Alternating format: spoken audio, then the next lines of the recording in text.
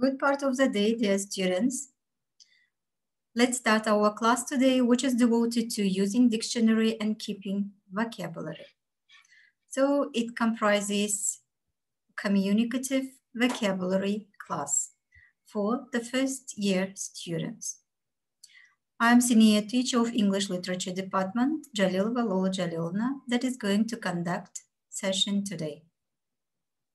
Let's start with looking at the grid and try to remember as many words as possible. Try to think which strategies are you going to use in order to remember as many as possible. So, 1 minute starts.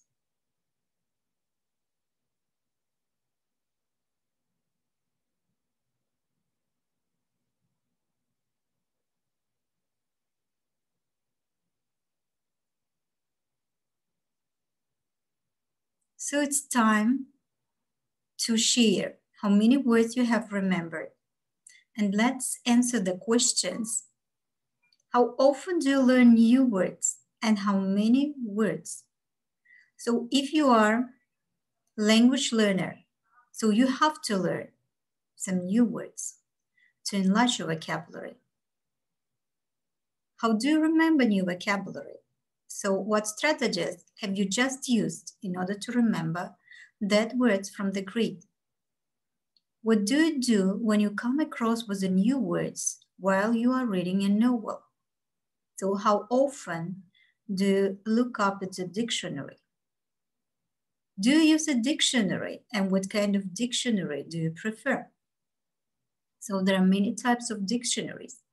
Let's look through some of them. Alphabetical, thesaurus, monolingual, bilingual, the dictionaries of synonyms, dictionaries of cognate words, CD-ROM and online dictionaries that are very popular nowadays among youngsters. So let's see that the alphabetical dictionaries, the very common type where the words are arranged in alphabetical order. So in thesaurus and the dictionaries of synonyms, the words are arranged according to meaning, usually under a broad heading. For instance, under walk, we would find stroll, plot, and stride with some explanations. So monolingual dictionaries, they are in one language only. Popular learners' dictionaries of English are often monolingual and have detailed explanation in English with examples of use. So personally, I prefer monolingual dictionaries, and so usually I use Merriam-Webster, which is a good dictionary that gives them information with explanations, with synonyms and opposites as well. So bilingual dictionary, the dictionary in two languages, usually yours and the language you are learning. They are useful because they give translations, but they may not be so good for distinguishing between possible translations. So in other dictionaries, the words are grouped according to their closest in meaning. So it is in thesaurus. In the other dictionary, they give advice on words which are easily confused with similar looking words in other languages. So for instance, dictionaries of cognate words. And some publishers include CD-ROM with their learners' dictionaries or have put their dictionaries on the internet. So we're speaking about online dictionaries. With these dictionaries, searching is very quick and easy. You can search for words, meanings, examples, words you only half know, all much faster than using a book. So here we should mention that they are very popular among language learners nowadays. So as you see, good dictionaries can tell you a lot more about the word than just its meaning, translation. So they can include synonyms and their differences. So for instance, mislay and loose. As well, they can give antonyms, opposites, so friends and enemy, for instance. They can give you collocations, so how words go together, as well as pronunciation. This will mean learning some symbols which are different from the letters of the English alphabet. So while trying to remember the words in grid, I asked you to share that strategies that you have used.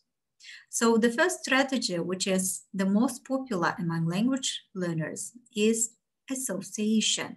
So help yourself to learn by learning associated words together. Here we can see that learning words together that are associated with meaning is a popular and useful way of organizing your vocabulary study. We can see the network for the word cat.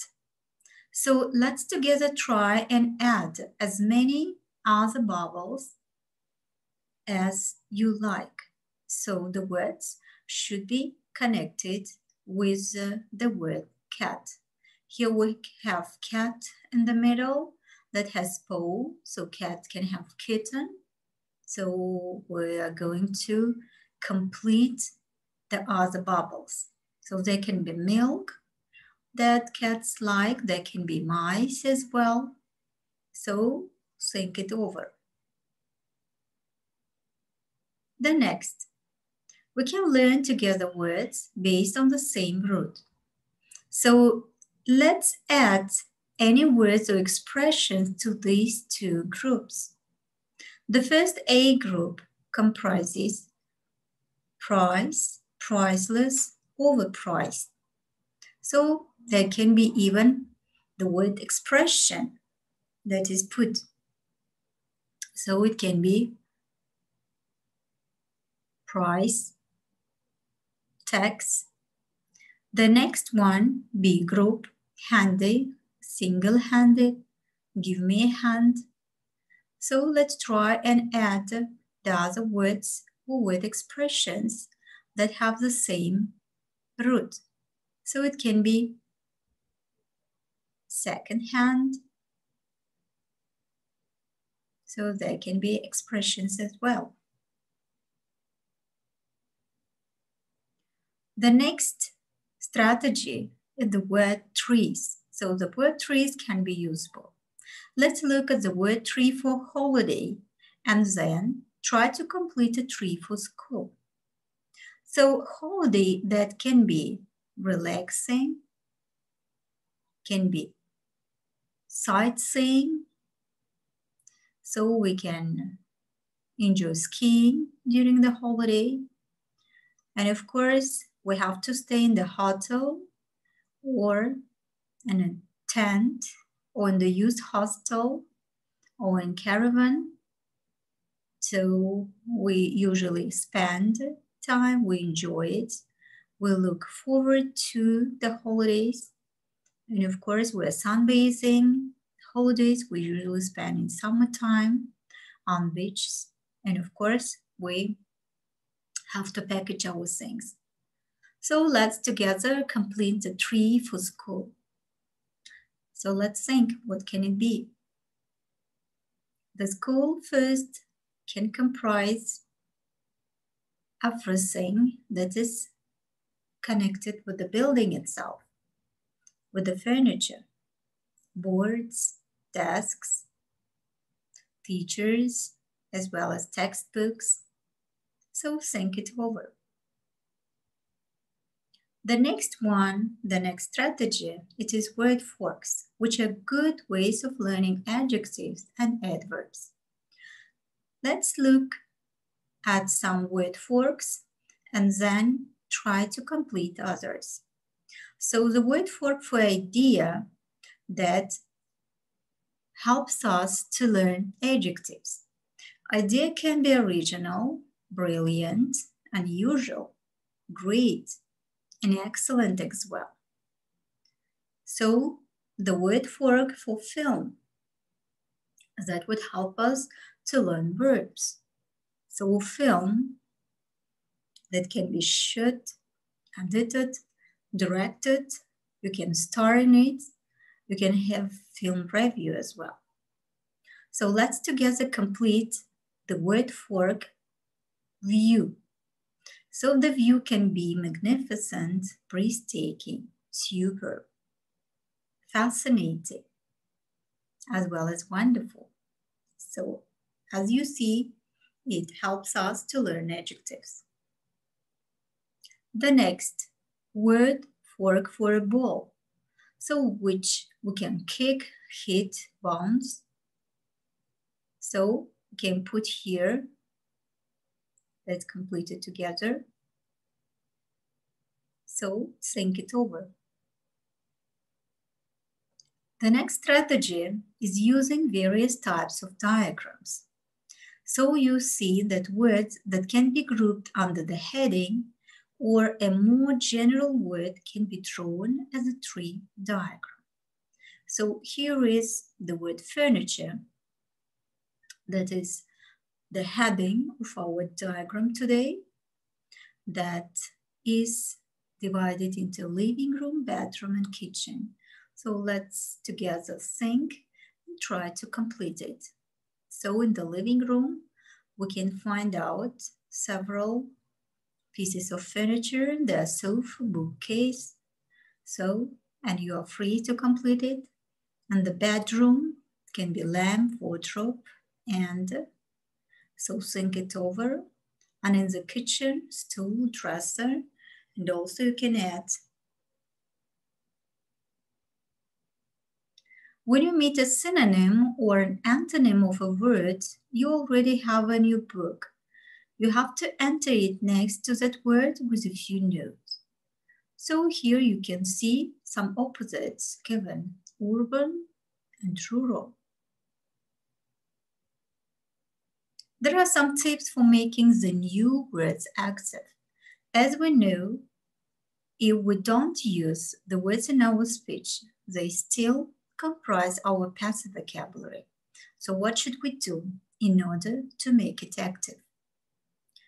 The first one, writing the words and expressions you are trying to learn in a sentence relating to your life and interest in the moment, so to use it in your own speech.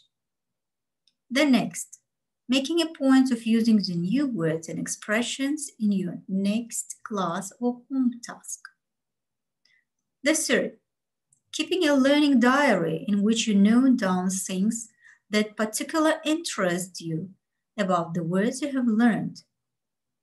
The next, watching out for the words and expressions you are trying to learn in your general reading of English. If you come across any of them in use, write them down in their context in your diary or notebook. So in the last tip, writing a paragraph or story linking the words and expressions you want to learn. So all of them would be very helpful for you to learn as many words as possible. So I would like to finish my session today with some informative facts. As you know, reading as much as possible will enlarge not only your vocabulary, but your outlook as well. As you see, the fastest reader in the world currently, the world's fastest reader is Maria Teresa Calderon from Philippines. She is able to read 80,000 words per minute with 100% comprehension. So, and you see that in comparison, an average person like we reads about 250, 300 words per minute with about 70% of comprehension. So, thank you for attention, for attending this session today. See you next time.